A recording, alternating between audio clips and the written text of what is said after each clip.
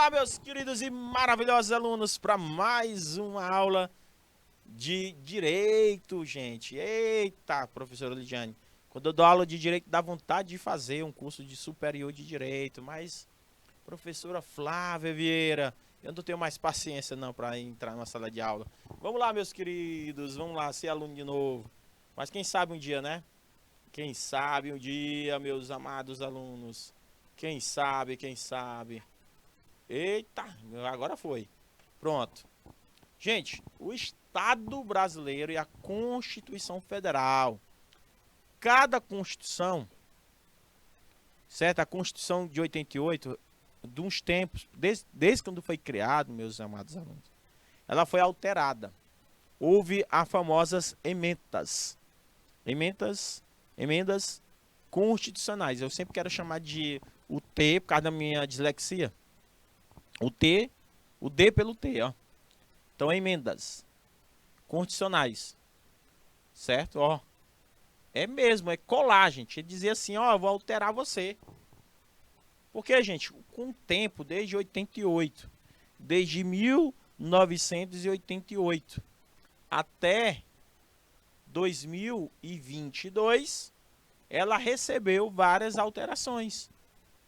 Ela teve que se alterar. Por quê, gente? Porque quando eu crio uma Constituição Federal, eu tenho que fazer as alterações. Por exemplo, a emenda condicional número 109, a emenda condicional número 123. Então, quantas emendas nós temos já em 2022? Nós já ganhamos 11 novas emendas. 11. Caraca, professor.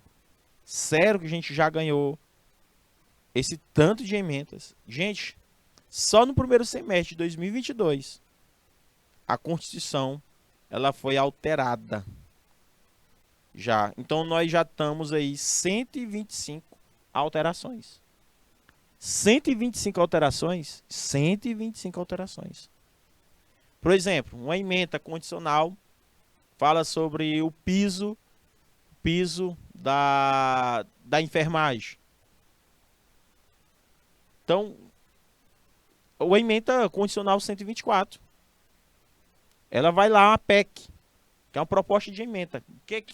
Para alterar uma Constituição, eu tenho que fazer o quê? Uma PEC. Uma PEC. E uma PEC, o que significa, professor? Uma proposta de emenda constitucional. Então, quem que propõe isso? Quem que propõe, professor? Um senador. É um senador. Eles chegam com a proposta, ou a Câmara chega com a proposta.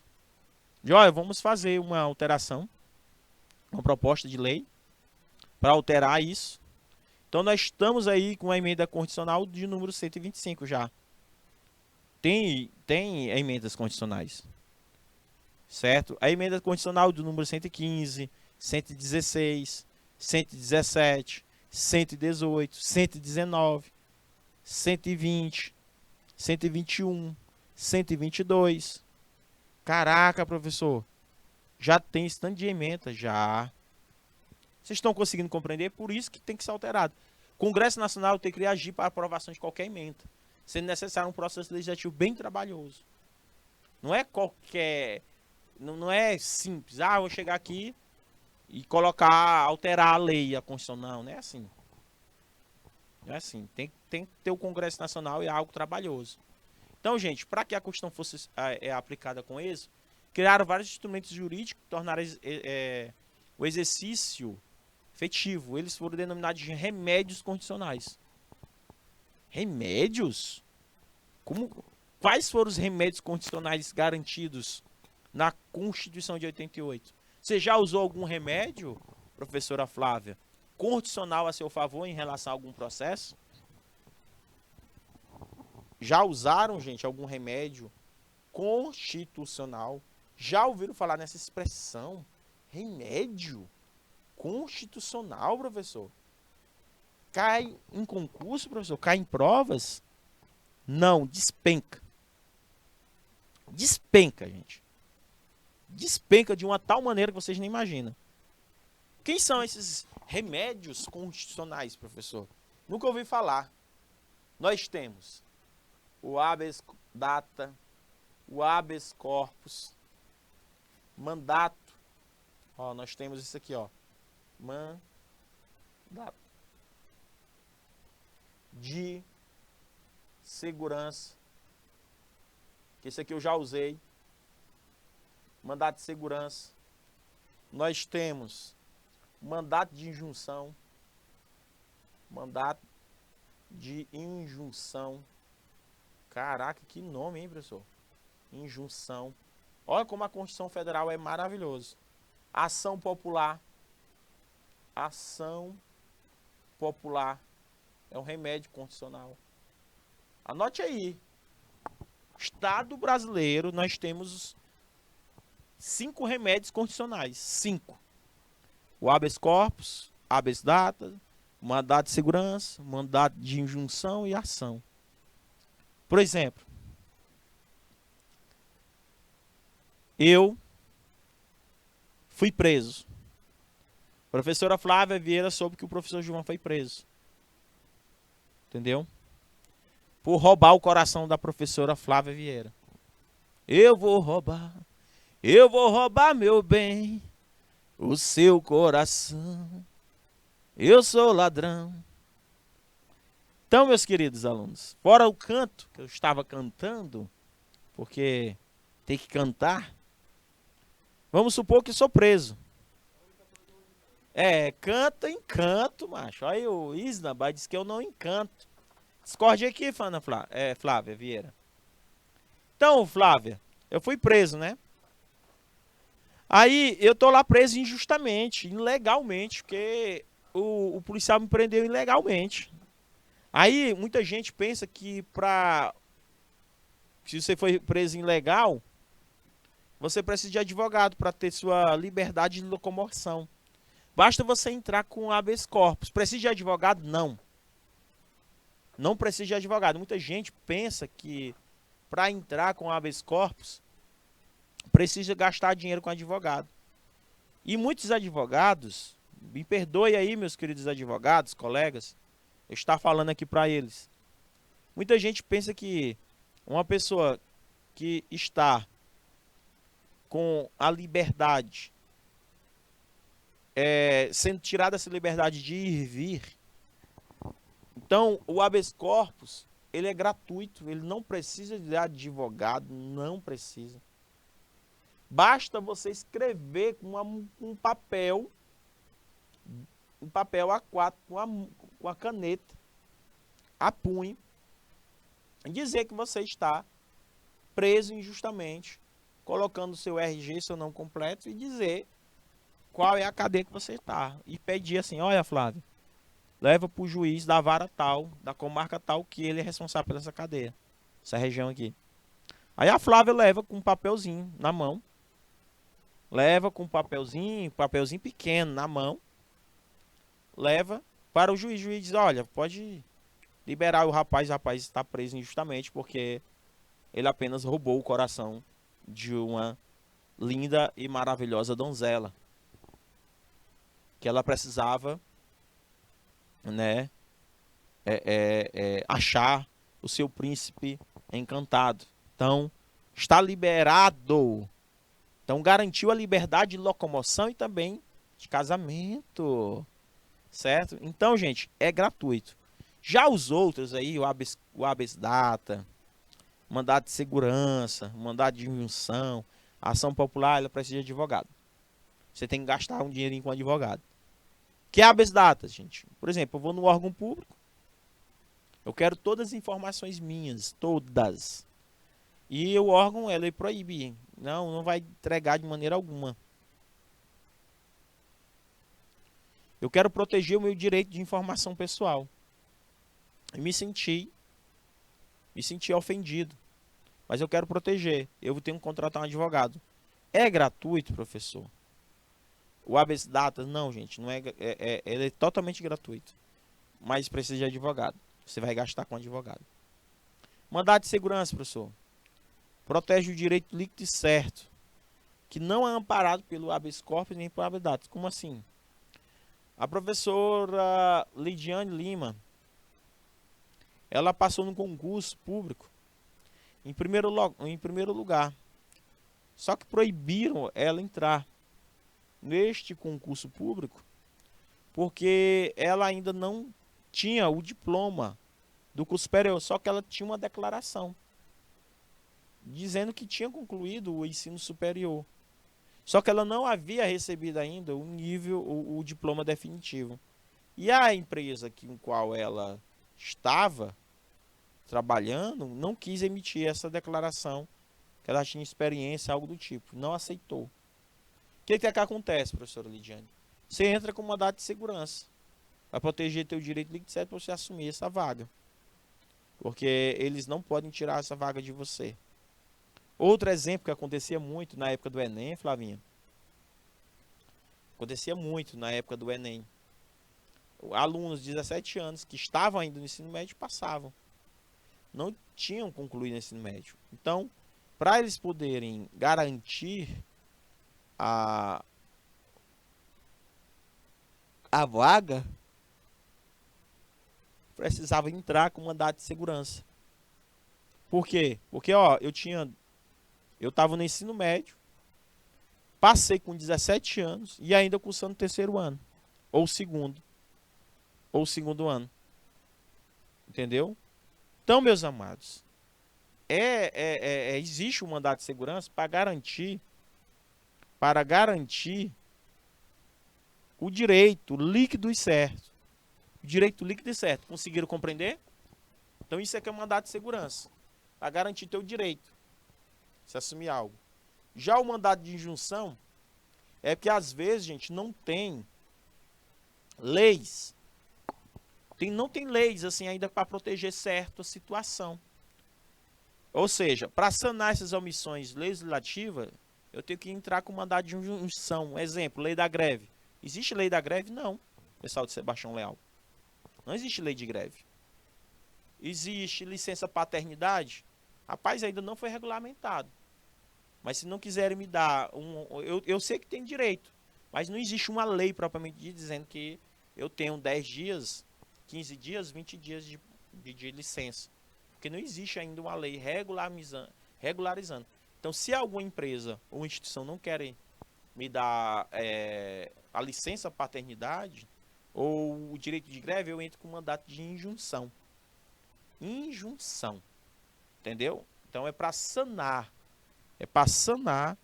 omissões legislativas. Já a ação popular, gente, é anular atos lesivos. Anular algo. Uma ação popular é para anular.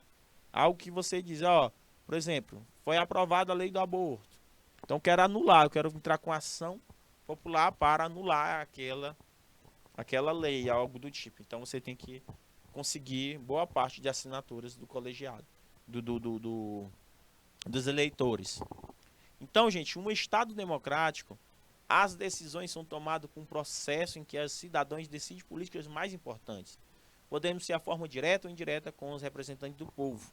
A ditadura militar detinha um total controle dos poderes políticos da população. Os direitos individuais e coletivos foram suprimidos. Não existia direitos individuais e coletivos na época da ditadura militar. Leia o livro do Assis Brasil. Assis Brasil, que bebes como cães. Os que bebem como cães. Grande literatura, é a literatura piauiense na cabeça. Meus queridos alunos, esse livro é simplesmente magnífico. Nosso Assis Brasil, certo? O Assis Brasil, livro que bebe como cães. A Constituição foi um ícone de programação democrática, que o novo governo que teve a questão das caras pintadas, certo? Nesta época, cara pintada, ainda que o passado, pelas dificuldades da época, com várias recessões econômicas, muita gente foi às ruas, pediu impeachment, certo?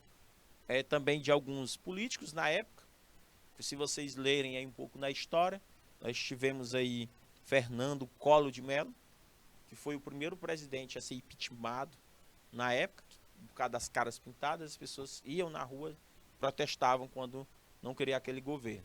Só que na época dos anos de chumbo, gente, não tinha isso. Você não podia protestar na rua. O autoritarismo, as injustiças, as violências, tudo aconteceram na ditadura militar. E hoje não acontece porque nós estamos assegurados por lei. Durante 21 anos, entendeu? O cidadão era restrito de qualquer tipo de direito. Com o fim do regime militar, a sociedade brasileira passou a necessidade de garantir seus direitos. Com a nova Constituição Federal. Por isso que eu digo, a Constituição Federal, segundo José Conotilho, ele deve ser escrita, deve conter um sistema de direitos fundamentais individuais, deve conter a definição de reconhecimento e o princípio da separação dos poderes. Como assim, professor? Os poderes, nós temos três poderes. Três poderes. Três, professor. Nós temos o poder legislativo, judiciário e executivo. Segundo o artigo 2 da Constituição Federal, fala que os poderes legislativo, executivo e judiciário são independentes e harmônicos entre si.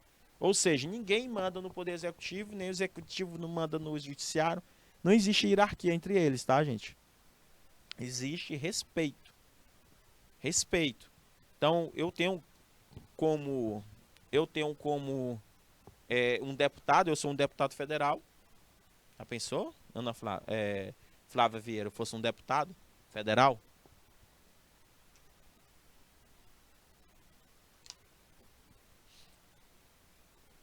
Então, eu sou um deputado federal. Estou lá no Congresso e bato de frente com o STF. Eu sou do STF, bato de frente com o senador. E assim, há esses conflitos? Não. Eles têm que ser harmônicos e independentes entre si. Deve adotar um sistema democrático. O regime de governo, gente, é democrático. Nosso regime de governo é democrático. Certo? Nosso regime de governo. Pense bem nisso. Então, gente, a estrutura da Constituição Federal, ele tem vários elementos. A primeira parte que vem é o preâmbulo, como eu falei para vocês, não tem norma jurídica, não tem força nenhuma. Preâmbulo não constitui limitação. Tem a parte, certo? Tem a parte dogmática. Nossa Constituição Federal, gente, tem 9 títulos, 9. Carrega todas as normas essenciais de um país, inúmeras regras apenas formais. Nós temos os elementos, ou seja, que são orgânicos, que é a estrutura, limitativos, que são direitos e garantias fundamentais. Nós temos direitos sociais, nós temos direito que assegura a solicitação de conflitos, nós temos regra de normas. Então, gente, nós temos o ATCT. É a mesma coisa, eu faço uma comparação, vou até colocar aqui, ó, arquivos. Quando tu pegar na Constituição Federal, a Constituição Federal tem 250 artigos. 250 artigos. Quando tu pegar na Constituição Federal, ela tem 250 artigos. E depois dela vai aparecer uma palavra chamada assim, a de ADCT. Certo? Você imagina aí um computador. Você imagina aí, gente, vocês no computadores, certo? Você não tem um determinado arquivo no computador? Ah, professor, eu tenho um determinado arquivo em um computador e quero puxar ele, ou quero excluir, ou quero apagar. O ADCT é a mesma coisa. Você pode puxar esse arquivo. Entendeu? Por exemplo, quando foi feita a Constituição Federal de 88, quando foi feita a Constituição Federal de 88, nós já falávamos da criação do Estado de Tocantins. Deu para entender, meus amores?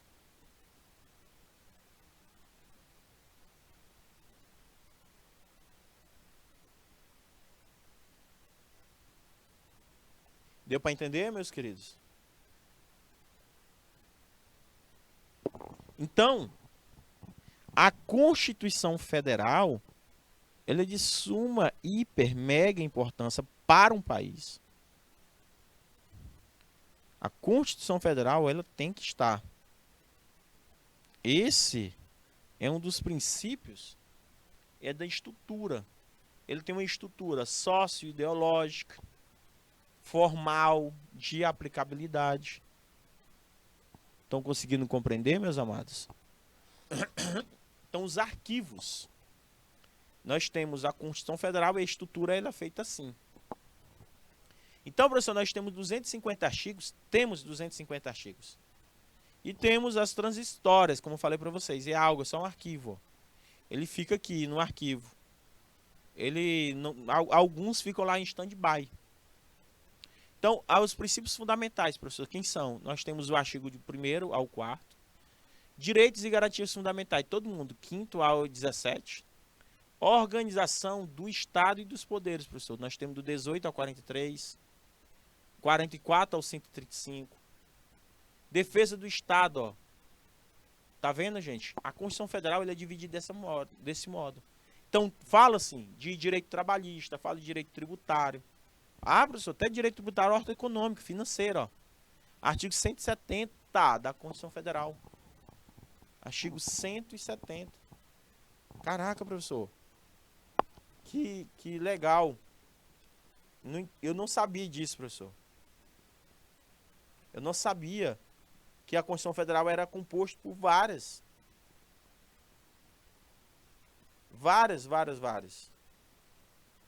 leis. Ele coloca várias leis. Tudo juntinho. Conseguiram compreender? Então, se você pegar esses artigos e começarem a estudar, destrinchar, vocês não vão ter dúvidas sobre este assunto. Vocês não vão ter dúvida de quase nada. Dúvidas e nem ser enganados em relação à Constituição Federal de 88.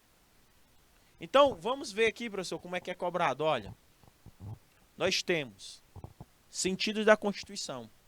A Constituição Federal ela tem 3 sentidos. Segundo José ou Alexandre de Moraes. O Alexandre de Moraes escreveu bastante coisas sobre direito. Ele é um jurista, pode-se dizer, antes dele ser do Supremo, ele trabalhava com a questão de leis, ele é um grande jurista. Então vamos lá. Professor, a Constituição, ela tem, né, 3 sentidos. Ela tem um sentido jurídico, de Kells. Ela tem um sentido político, decisão fundamental de um país. Então, um sentido sociológico. Ela abrange todos esses sentidos. Certo? Todos esses sentidos. Por isso que quando Kelsen, quando eu coloco aqui para vocês, que é uma das pirâmides mais importantes, que é isso aqui, ó, norma suprema positiva, cai muito em provas, ele fala que a pirâmide de Kelsen tem a Constituição como o seu vértice, topo, para ser tratada como validade de todos. Significa o quê? Que a Constituição Federal está no topo, ó. Constituição Federal está no topo. E abaixo dela tá os outros tratados internacionais, tá as leis complementares, as leis ordinárias, as leis delegadas, que eu vou explicar isso para vocês lá na frente, o que é uma lei ordinária, o que é uma lei delegada, o que é uma medida provisória na próxima aula, o que é um decreto legislativo. Isso aqui vocês precisam saber. Como é que eu vou ensinar direito tributário se vocês não sabem o que é uma lei complementar, uma lei não é lei delegada, que é uma lei uma norma infralegal, o que é uma portaria, o que é uma instrução normativa. Conseguiram compreender? Então, meus queridos alunos, são pontos de suma, hiper, mega importância. Mandar aqui o meu abraço para a nossa querida vereadora Andréia Azevedo, de Piripiri, certo? Que está aqui conosco. assistindo, nos acompanhando diretamente da cidade de Piripiri. Grande vereadora que trabalha para o seu povo, tá? Um abraço aí, nossa queridíssima vereadora Andréa Azevedo. Forte abraço aí do querido professor Gilvan. Cidade maravilhosa. Amo demais. Um cheiro. Então, meus queridos alunos, o que significa? Nós temos esses pontos de suma importância. Então, as constituições, as emendas constitucionais, os tratados internacionais, quem está acima da Constituição Federal? Não tem ninguém. Mas quem que protege a Constituição Federal? O STF, gente. Ele é um dos maiores protetores. O STF ele tem que ser um dos maiores protetores da nossa Constituição Federal. Na nossa Constituição. Ok? Isso que eu estou mostrando para vocês. Então, a pirâmide. Professor, e a classificação da Constituição quanto à estabilidade? Ela pode ser imutável? Ela é rígida? Ela é flexível? Ela é semi-rígida? O que a Constituição é? A classificação da Constituição. Vamos entender primeiro o que são essas palavras. Uma Constituição, uma classificação imutável, flexível, rígida, semi-rígida. Então vamos lá. Quanto à estabilidade, uma Constituição ela pode ser imutável? Ela pode. Eu não estou dizendo que a Constituição Federal de 88 ela é imutável. Ela não é, gente. Ela é flexível, certo? Ela é rígida. Existe um processo legislativo especial para modificação. Mas ela possui uma certa estabilidade, a Constituição. Mas ela não é imutável. Dizer que ela não pode ser transformada. Olha só o que eu coloquei aqui, ó. Alexandre de Moraes, ó. Alexandre de Moraes, antes dele se virar ministro, ele trabalhava com essas questões de falar um pouco sobre a Constituição Federal. Então, a Constituição, gente, a classificação da nossa Constituição, tem um macete. Tem um macete. Como é que eu decoro? As características principais. Decore isso aí, gente. Pedra F.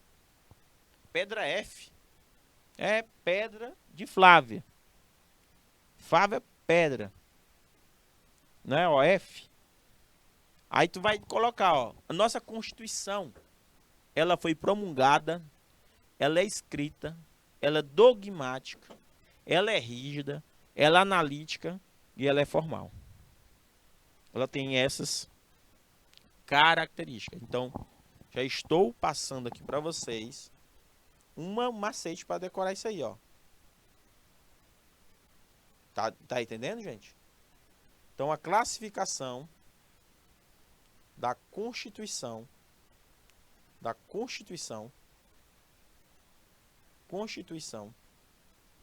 de 88.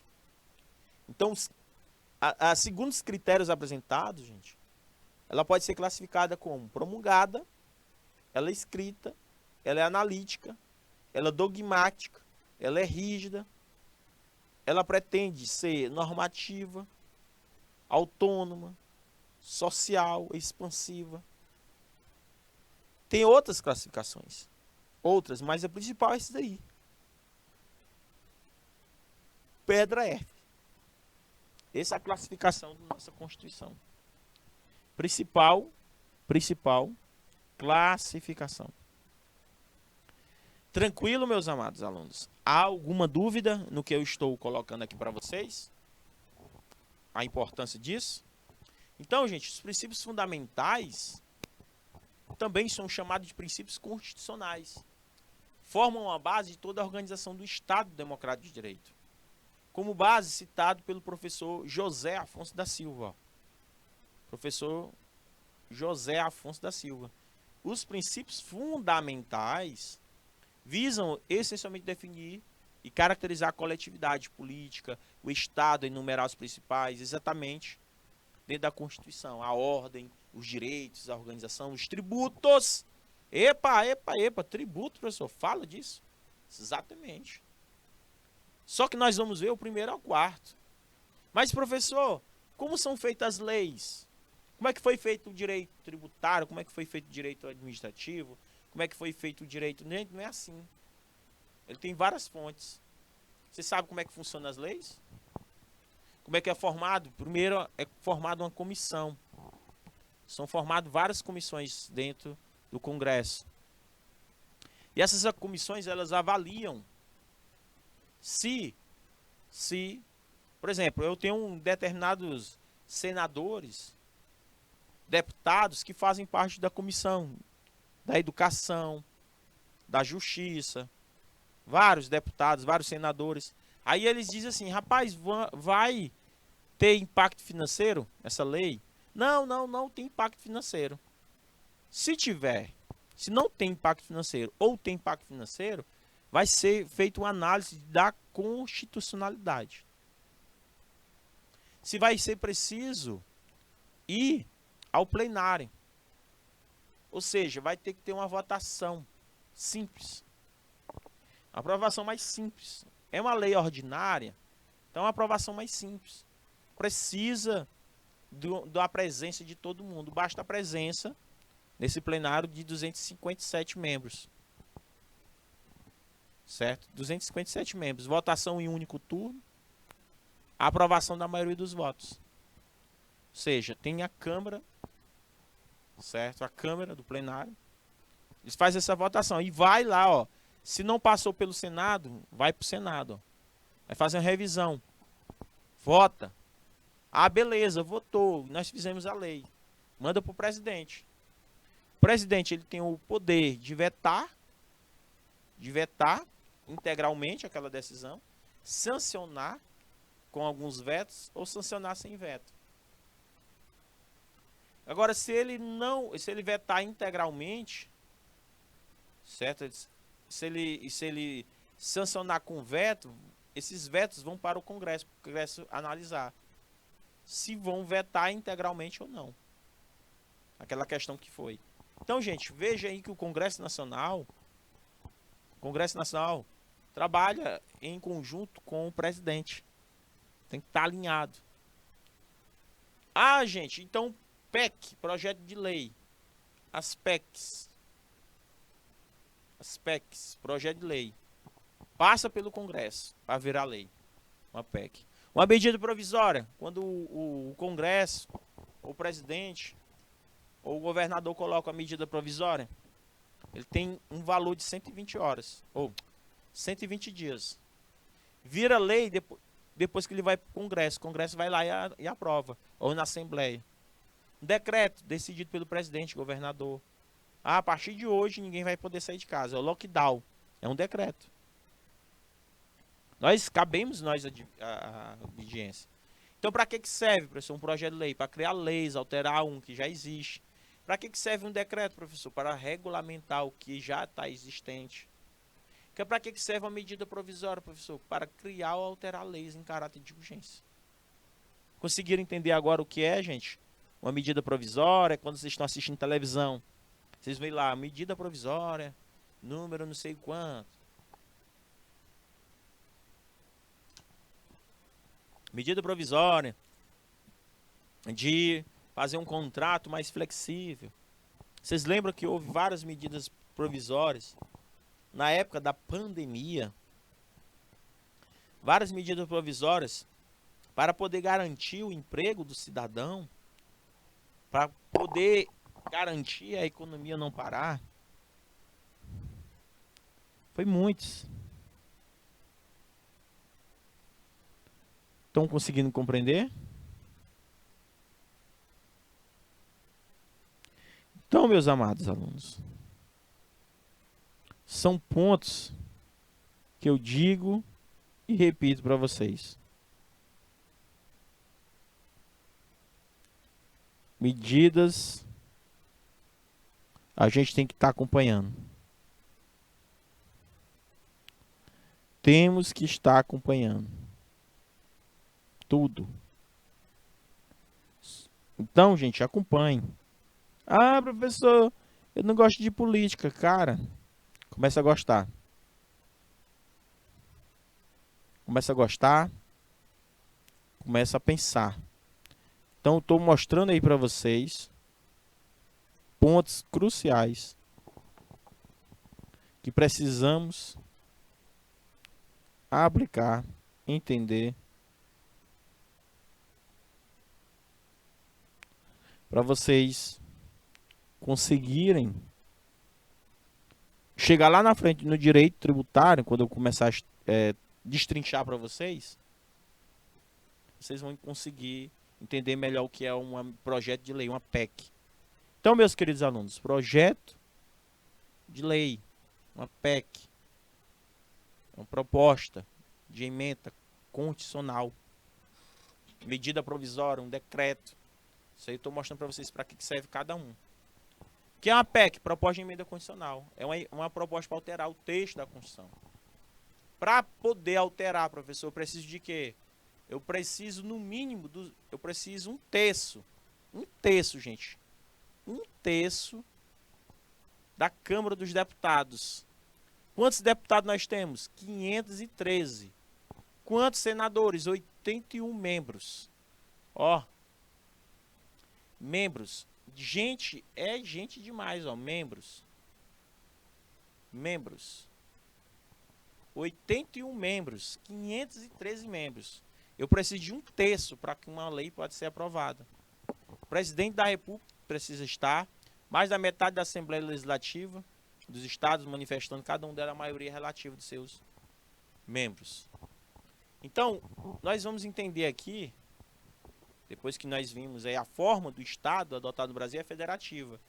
A forma de Estado reflete um modo de exercício político, que é formada, né, que é forma composta, complexa, tem a pluralidade dos poderes, pluralidade das constituições.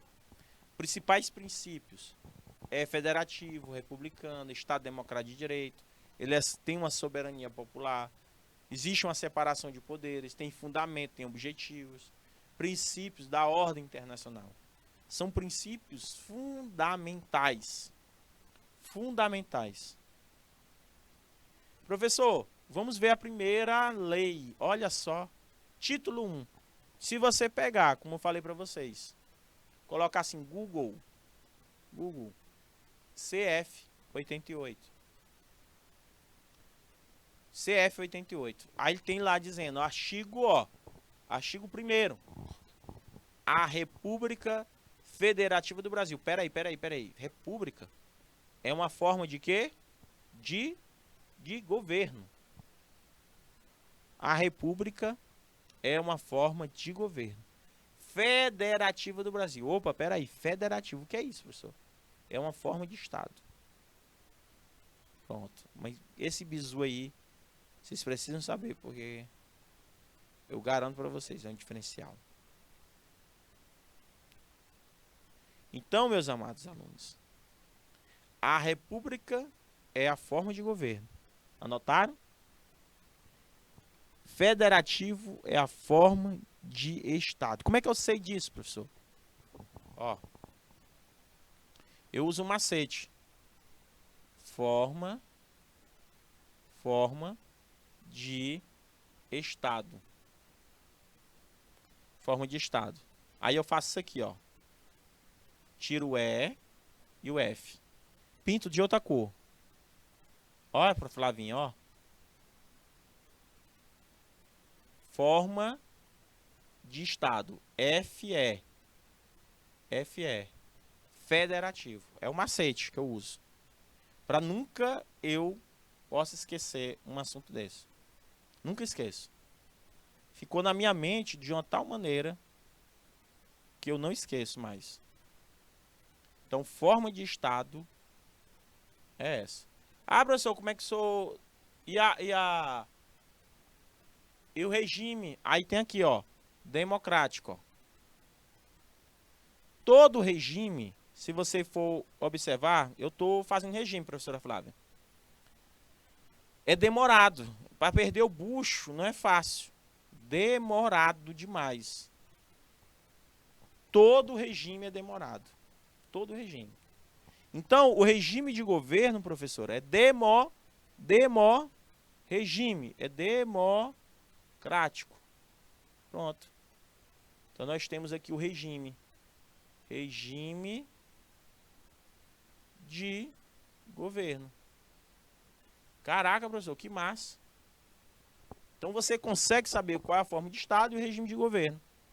Aí a forma de governo, republicano. Sistema de governo. Qual é o nosso sistema? Sistema de governo. Não esqueça nunca disso, tá, gente? Presidencialista.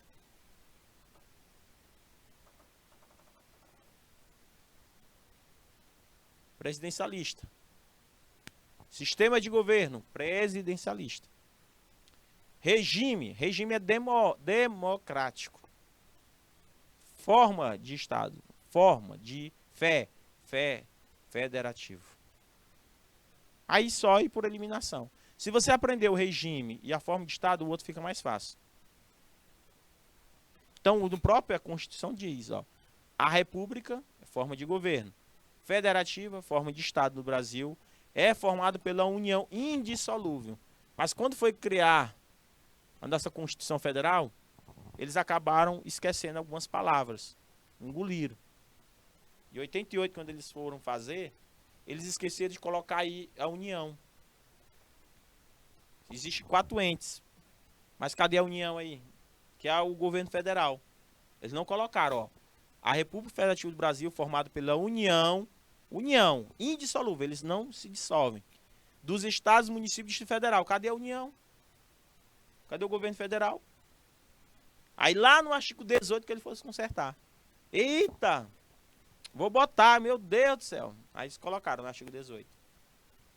Então a República Federativa do Brasil é formada pela união indissolúvel, inseparável, dos estados, municípios e Distrito Federal, constituem Estado democrático de direito e tem como fundamentos. Porque, gente, o Estado ele não pode se separar para fazer um determinado país. O Estado não pode fazer isso. Isso é loucura. Ah, o Estado, entendeu? Reeducação. Eita. Então, é isso. Aconteceu. Tranquilo, meus queridos? Então, meus queridos alunos, espero que você tenha compreendido a aula de hoje. Na próxima aula eu trago mais novidades para vocês sobre as nossas leis. Tá bom, meus queridos? Um beijo do professor. Bom final de semana. Fique com Deus. Um beijão. Tchau, tchau.